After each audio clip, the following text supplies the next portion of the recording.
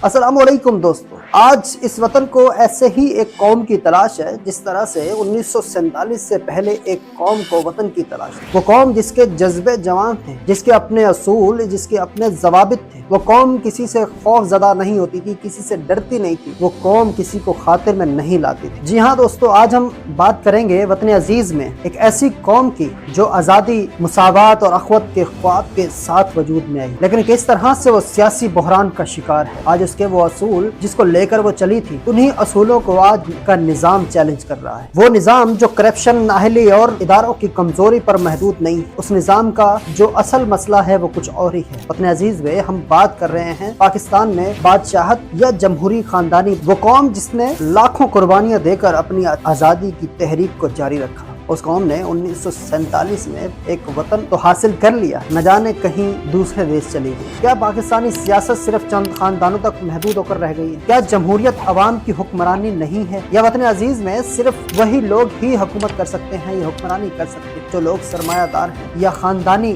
सियासतदान हैं? वो काबिलियत जिसको वतन की तालीम तराश रही है, वतन के हालात तराश रहे हैं, क्या वो आगे आने के लायक नहीं है? हम हमेशा से सुनते आए हैं कि जमहूरियत एक बेहतरीन इंतकाम, लेकिन इक़्तिदार या पार्टी की लीडरशिप वालिद से बेटे को या बेटी को या भाई को मुंतकिल होगी, तो इसमें जमहूरियत रहती भी है या नहीं? पाकिस्तान में सियासत जमहूरियत के नाम पे एक कारोबार बन चुका है। पाकिस्तान के अंदर सियासी पार्टियां, लिमिटेड पार्टियां। पाकिस्तान में जो पाकिस्तान के बड़े सियासतदान होते हैं, किसी भी पार्टी में हो, लीग में हो या पीपल्स पार्टी में हो या पाकिस्तान तहरीक इंसाफ में हो या किसी भी जो पाकिस्तान की मजहबी पार्टी भी कहलाती है, उसमें भी उनको वो जगह नहीं मिलती जो सियासतदानों के बच्चों को मिल जाती। अगर हम नून लीग की बात करें तो इसमें बड़े बड़े सियासतदान जैसे चौधरी निसार अली खान साहब, शायद खाकार आवासी और बड़े बड़े नाम हैं जो आज शायद पार्टी के अंदर भी नहीं है, सिर्फ इस इख्तिलाफ की वजह से कि उनको वो मकाम नहीं दिया गया, हालांकि कुर्बानियां उनकी कहीं ज्यादा है। ये जो एक लिमिटेड पार्टियां बन चुकी, ये वतन अजीज की जमहूरियत के लिए जहरे हिलाहल के सिवा कुछ और नहीं। हमने हमेशा से शिकवा किया है एस्टेब्लिशमेंट का कि हमारे वोट जहां हम डालते हैं वहां तक नहीं जाते, हमारे वोट का कोई नतीजा हमें नहीं मिलता। लेकिन क्या हमने कभी सियासतदानों से भी ये शिकवा किया है जो आवाम के अंदर खड़े होकर ये नारा लगाते हैं कि जमहूरियत के लिए हमें कुर्बानियां देनी पड़ेगी? क्या उन्होंने जमहूरियत के लिए कभी कोई कुर्बानी दी है? वो तो खुद एक आमरियत का शिकार है, वो तो खुद आमर की तरह पार्टी पर काबिज है, वो खुद एक डिक्टेटर की तरह पार्टी पर काबिज है। पार्टी के इंट्रा इलेक्शन होते भी हैं तो उनमें कोई उनका ऐसा हरीफ नहीं आता जिससे वो जीत सके, या ऐसे हरीफ को सामने वो लाते नहीं है। फर्जी तौर पर एक नाम सामने आता है जिससे वो इलेक्शन लड़ते हैं, पार्टी इंट्रा पार्टी इलेक्शन होता है, लेकिन हकीकत में ये एक खानापुरी है, या यूं कह लीजिए कि जो पाकिस्तान की जमहूरियत है बस उसको एक नाम दिया गया है कि हमने इंट्रा पार्टी इलेक्शन करवा लिए हैं। हकीकत इसकी कुछ और ही है। पाकिस्तान में जमहूरियत का सबसे बड़ा मजाक ये है कि यहाँ पर क़यादत का फैसला वोटों से नहीं किया जाता, बल्कि खानदानी ताल्लुकात की वजह से किया जाता है या रिश्तेदारियों की वजह से किया जाता है। अगर हम बात करें पाकिस्तान पीपल्स पार्टी की, उसमें पहले जुल्फ़िकार अली भुट्टो साहब, फिर बेनज़ीर भुट्टो साहिबा, फिर आसिफ अली जरदारी साहब, अब बिलावल भुट्टो साहब। और अगर हम बात करें पाकिस्तान मुस्लिम लीग नून की, ये सियासी लिमिटेड कंपनियां किस तरह से 50 साल से वतन अजीज की जमहूरियत पर काबिज। 50 साल से इन्होंने आवाम को सिर्फ और सिर्फ बेवकूफ बनाया है और कुछ नहीं। जमहूरियत के नाम पर हमसे कुर्बानियां लेते हैं, हमसे नारे लगवाते हैं, लेकिन हकीकत में जमहूरियत इनकी अपनी सियासी पार्टीज में भी नहीं है।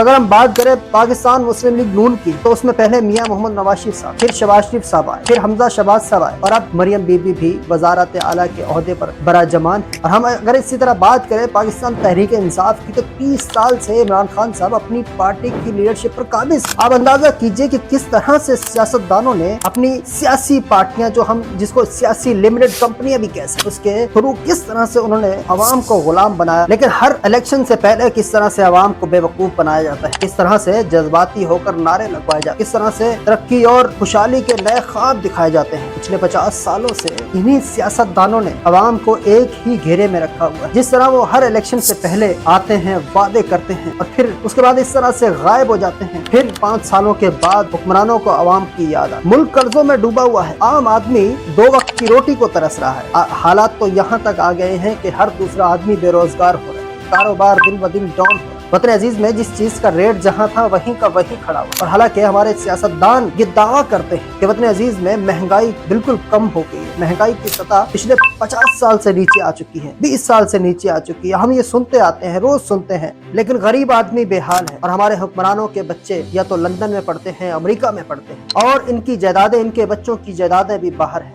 किसी की जायदादें लंदन में है, किसी की अमेरिका में, किसी की किसी और देश में है। लेकिन वतन अजीज की हालत रोज बदतर से बदतर होती जा रही है और हुक्मरानों की अय्याशियां अपने अरूज पर। पाकिस्तान में अगर तालीम का निज़ाम देखें तो बेहाल है। वही पुराने किस्से और तारीख को इस तरह से मोड़ तोड़ कर पेश किया गया कि अगर आप वतन अजीज की तारीख का हकायक से मवाजना करें तो शर्मा जाए। स्कूलों की हालत ऐसी है कि बैठने की जगह नहीं है। और फिर जब नए इंतखाबात आते हैं उसके बाद फिर वही पुराने किस्से सुनाए जाते हैं। फिर वही कि हमारे खानदान ने शहादतें दी हैं। सियासतदानों का एक यही हथियार है कि वो अपने खानदान की शहादतों को गिनवाते हैं और अपनी कुर्बानियां अवाम के सामने रखते हैं। लेकिन क्या अवाम ने कभी इस चीज का शिकवा किया है कि हमने कितनी कुर्बानियां दी हैं पिछले 50 सालों में? उसके बावजूद हमने सियासतदानों को सपोर्ट किया, सियासतदानों को हमने वोट दिया, बकायदा उनको कामयाब करवाया, 50 साल तक हमने उनको इक़्तिदार बख्शा, लेकिन उन्होंने अवाम की कुर्बानियों को कभी देखा बल्कि नजरअंदाज किया। अवाम ने गुर्बत की कुर्बानी दी,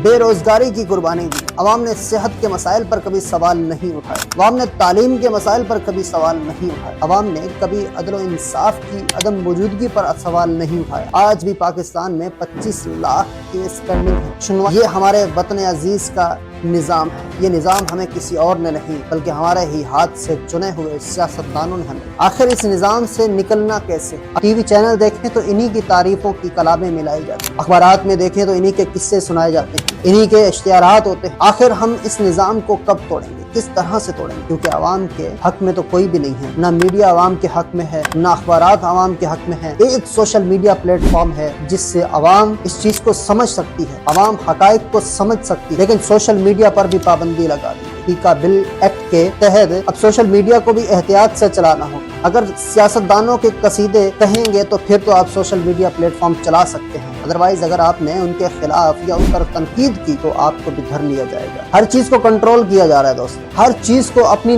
नजर में रखा जा रहा है कि किस तरह से एक डिक्टेटरशिप को, एक बादशाहत को कायम रखना है, किस तरह से चंद खानदानों की हुकूमत को कायम रखना है। ये सब वही लोग कर रहे हैं जो लोग कल तक हमारे साथ खड़े थे। अगर आवाम खुद नहीं जागेगी तो फिर आवाम को किसी मौजज़े का इंतजार करना हो, और ये मौजज़ा क़यामत तक नहीं आएगा। उस कौम की हालत कभी नहीं बदलती जो कौम खुद को ना बदले। हमारे नौजवानों को सियासत में हिस्सा लेना होगा, गैर जानबदार होना पड़ेगा, पार्टियों और शख्सियत परस्ती से निकलना पड़ेगा, हमें अपने मसाइल को खुद समझना पड़ेगा। ये सियासत किसी के बाप की जागीर या विरासत नहीं है जो इस पर काबिज रहे। आपको तालीम हासिल करना होगी, आपको अपने बच्चों के मुस्तकबिल के लिए जद्दोजहद करना होगी। आप आज खुद से सवाल करें कि आप कहाँ खड़े हैं। आज हमारी हालत जार दुनिया से बेगुर्गू है, आज दुनिया से अलग हैं हम, हमारी तरक्की अभी तक शुरू ही नहीं हुई, हमारी नस्ल उसको गुमराह कर दिया गया है। हमें अपनी नई शहर के लिए जद्दोजहद करना होगी, हमें अपने मुस्तकबिल को संवारना होगा। ये जमहूरियत के अंदर जो बादशाहत का लिबादा ओढ़ कर बैठे हैं उन्हें बेनकाब करना होगा। हमें अपने वतन को उसकी असल बुनियादों की तरफ लेकर जाना, हमें ये सोचना होगा, ये समझना होगा कि आखिर वो निज़ाम जिसके अंदर हम पिस रहे हैं और हमें मालूम ही नहीं तय दर तय आमरियत जो हमारे हिस्से में आई है, आखिर इससे कैसे छुटकारा हासिल करना है। अपना ख्याल रखिएगा। अल्लाह निगहबान।